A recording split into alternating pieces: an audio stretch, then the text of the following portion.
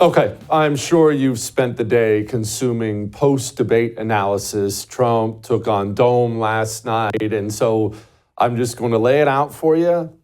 Don't really care if you're offended by what I'm about to say. We have to be honest about some things. So here we go. It wasn't a good night. I'll get to the reasons why in a moment. There is a silver lining at the end of this if you want to hang on, but it wasn't a good night.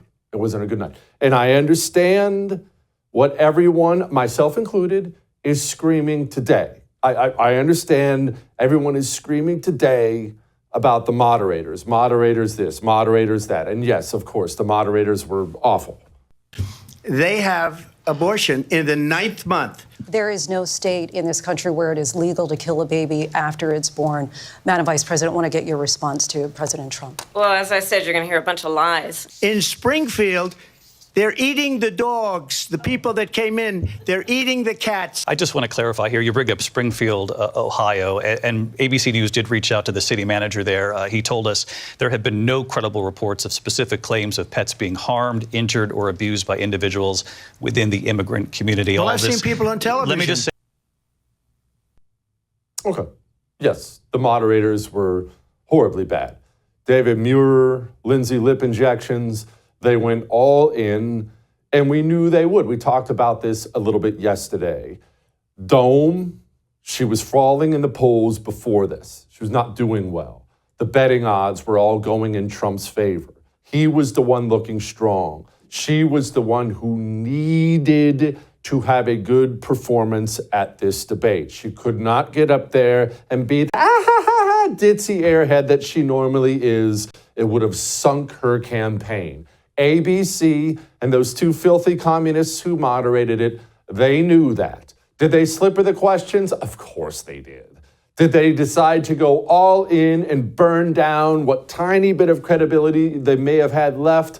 Yes, of course they did. All those things are true. But it was not a great night for us. It wasn't disastrous. It wasn't the end of the world. Again, I'll get to that in a moment. But it was a bad night for us. And this goes way beyond Donald Trump's performance last night. This is a lesson for you, for me, for everyone watching, running for office, who has run for office, might run for office. You need to remember this now and always. Always, always fight your battle on your battlefield. There are endless military books and proverbs and sayings that have been written about exactly this. You choose your battlefield. If I am a boxer and you are a wrestler and we get in a fight, you want to go to the ground. You should not stand and box with me. I want to stand up. I want to keep it off the ground because I don't want to wrestle with you. And if I'm able to stand up, I will win. If you're able to get it to the ground, you will win. The one who decides what the subject is, the one who chooses the battle during the debate, will be the winner of the debate. And what blows me away, what made me so mad as I watched this horrible performance last night from Donald Trump, what blows me away is Trump knows how to do that. He knows how to stay on message and choose his battle. Do you remember the first debate with Joe Biden? January 6th came up. But before I play it, remember that these debates aren't for you or me. I know I'm already voting for Trump. I know who I'm voting for. The debates are not for you. They're not for me. These debates are for the norms, the normies. I don't really know. I don't follow politics. It's for those people. And as passionate as I am about January 6th, the evil things the government did on that day and has done to those political prisoners ever since, the evil things they're doing to Trump. I'm passionate about January 6th. I am. The average American voter doesn't want to hear about it, doesn't want to talk about it. They don't care. And if you talk about it, you're losing. Donald Trump knew this in the first debate. Jake Tapper, of course, throws some loaded question at Donald Trump about January 6th. You want to see a master class at you choosing what you want to talk about? Look at the first version of Trump. As president, you swore an oath to, quote, preserve, protect, and defend, unquote, the Constitution. What do you say to voters who believe that you violated that oath through your actions and inaction on January 6th and worry that you'll do it again? Well, I don't think too many believe that. And let me tell you about January 6th. On January 6th, we had a great border. Nobody coming through, very few. On January 6th, we were energy independent. On January 6th, we had the lowest taxes ever. We had the lowest regulations ever. On January 6th, we were respected all over the world. All over the world, we were respected. And then he comes in, and we're now laughed at. We're like a bunch of stupid people. What happened to the United States' reputation under this man's leadership is horrible, including weaponization, which I'm sure at some point you'll be talking about, where he goes after his political opponent because he can't beat him fair and square. Oh, my gosh. Just hang that in a museum somewhere.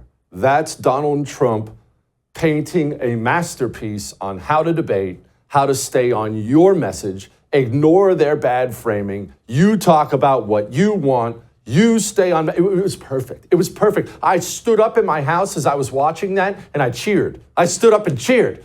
It was that good. Now, I know Joe Biden dropped out of the presidential debate. Apparently that version of Donald Trump did too, because here was the same question from last night, and here's how he answered it. Mr. President, on January 6th, you told your supporters to march to the Capitol. You said you would be right there with them. The country and the world saw what played out at the Capitol that day, the officers coming under attack. Aides in the West Wing say you watched it unfold on television off the Oval Office. You did send out tweets, but it was more than 2 hours before you sent out that video message telling your supporters to go home. Is there anything you regret about what you did on that day? You just said a thing that isn't covered. Peacefully and patriotically, I said during my speech, not later on. Peacefully and patriotically. And nobody on the other side was killed. Ashley Babbitt was shot by an out-of-control police officer that should have never, ever shot her. It's a disgrace.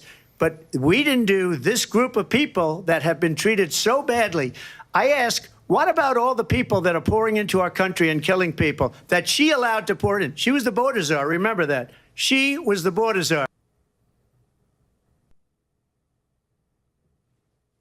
What was that? Taking the bait. Taking the bait, playing defense. Kamala Harris and the debate moderators, they're one and the same. They came into that debate knowing how to get under Donald Trump's skin if he was to allow them. Remember, you decide if you're offended or not. I don't decide. That's why I tell you all the time, I don't care if you're offended. I don't care if you're offended right now. That's a choice you've made. I haven't made it. You decide your emotional response to the things that are said to you. Donald Trump in the first debate, he let all that stuff bounce right off him. Nothing. Last night, Kamala Harris and her team very clearly came in with a plan to bait Donald Trump, get him off message, and get him playing defense. At one point in time, they had Donald Trump fact-checking them about just how many hundreds of millions of dollars his father left him. I grew up a middle-class kid raised by a hardworking mother who worked and saved and was able to buy our first home when I was a teenager. The values I bring to the importance of home ownership, knowing not everybody got handed $400 million on a silver platter and then filed bankruptcy 6 times, is a value that I bring to my work to say we are going to work with the private sector and home builders to increase 3 million homes, increase by 3 million homes by the end of my first term. Well, first of all, I wasn't given $400 million. I wish I was. My father was a Brooklyn builder, Brooklyn, Queens, and a great father, and I learned a lot from him. But I was given a fraction of that, a tiny fraction, and I built it into many, many billions of dollars, many, many billions. And when people see it, they are even surprised. So we don't have to talk about that. Fracking, she's been against it for 12 years. People don't care. They can't afford eggs. People who are watching the American dream disappear in front of their eyes. They don't want to hear you talk about your inheritance. It was a bad performance. It's terrible. It was the worst I've ever seen him do. And juxtapose that with Dome, It's the best I've ever seen her do. I know, don't yell. I know. She lied the whole time. I understand that. She lied the whole time, came off as nervous in the beginning. She came in there. She didn't look like the ditzy queen she actually is, which is a win for them. She was on message, got him playing defense most of the night.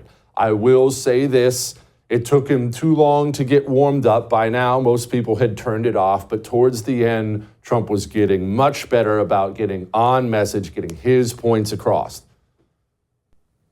So she just started by saying she's going to do this, she's going to do that, she's going to do all these wonderful things. Why hasn't she done it?